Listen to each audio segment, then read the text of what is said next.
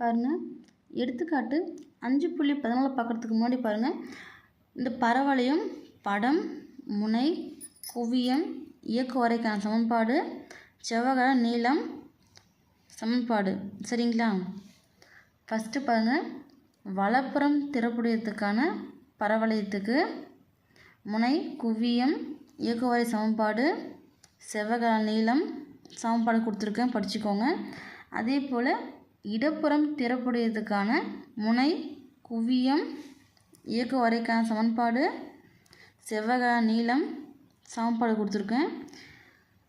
அடுத்து பாருங்கள், மேற்புறம் திறப்புடையது பரவளையம். சரிங்களா? அதுக்கும் அதே போல் பாருங்கள், முனை, குவியம், எங்கே ப்ளஸ் வருது மைனஸ் வருதுன்றது பார்த்துக்கோங்க. அதே போல் இயக்குவரை, செவ்வக நீளம் சமன்பாடு, கீழ்ப்புறம் திறப்புடையதுக்கான முனை பாருங்கள் H, அதே போல் குவியம், இயக்குவரை, செவ்வக நீளம் சமன்பாடு. சரிங்களா? இதில் இந்த 4த்துக்கும் காமனாக வருது பார்த்திங்கன்னா, முனை வந்து H, தான் 4த்துக்குமே மாறாது. அதே போல் செவ்வக நீளம் பார்த்திங்களா 4a, இது மாறாது. மற்ற இடத்துல வந்து எங்கே ப்ளஸ் வருது மைனஸ் வருதுன்றதை பார்த்துக்கோங்க. இந்த டயக்ராம் பார்த்திங்கன்னா உங்களுக்கு புரியும். இப்படத்தில் பார்த்திங்கன்னா இப்போ சென்டர் பாயிண்ட்டு, இப்போது இது வந்து முனைன்னு சொல்லுவோம். H, Kன்னு எடுப்போம் சென்டர் பாயிண்ட்டை இங்கே எடுத்துருக்கோமா.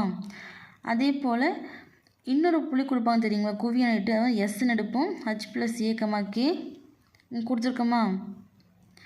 அப்போ இந்த வளைவரை எந்த பக்கம் வருதோ அதுக்கான சமன்பாடு y² = 4ax, y² = 4ax சமன்பாடு கொடுத்துருக்கேன். சரிங்களா?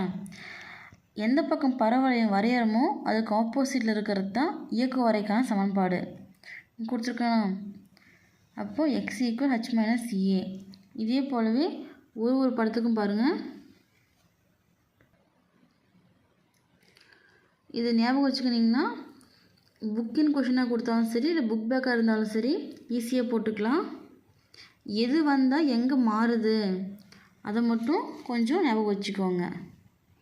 சரிங்களா? அதே போல் நீள்வட்டத்துக்கு பாருங்கள். இப்போ நீள்வட்டம் எக்ஸ் அச்சுக்கான ஃபார்முலா, அதே போல் நீள்வட்டம் ஒய் அச்சுக்கானது. சரிங்களா? இப்போ ஒய் அச்சுன்னும் போது மையம், குவியம், முனைகள், இயக்குவரைக்கான சமன்பாடு. இப்போ நீள்வட்டம் பார்த்திங்கன்னா இதுக்கான ஃபார்முலா நமக்கு தெரியும். எக்ஸ் அச்சுன்னும் போது மையம் H, K, குவியம் பாருங்கள் H ± C, K, முனைகள் பார்த்திங்கன்னா H ± A, K, இயக்குவரைக்கான சமன்பாடு x = ± a/e. சரிங்களா? அதே போல் பாருங்கள், y அச்சுக்கும் சேம் நீள்வட்டம். y அச்சுன்னும் போது மையம் பாருங்கள் ரெண்டுத்துக்குமே H, K தான். குவியம் பாருங்கள், எக்ஸ் அச்சுன்னும் போது எந்த பக்கம் நம்ம எழுதியிருக்கோம், y அச்சுன்னும் இப்படி மாற்றி எழுதியிருக்கோன்றதை பார்த்துக்கோங்க. அதே போல் முனைகள் எக்ஸ் அச்சுன்னும் போது இது பாருங்கள், எக்ஸ் அச்சுன்னா இரண்டும் ஒரே பக்கம் தான் வரும், y அச்சுன்னும் போது ஒரே பக்கம் வரும். சரிங்களா? இயக்குவரைக்கான சமன்பாடு எக்ஸ் அச்சுனா எக்ஸு, ஒய் அச்சுனா ஒய்.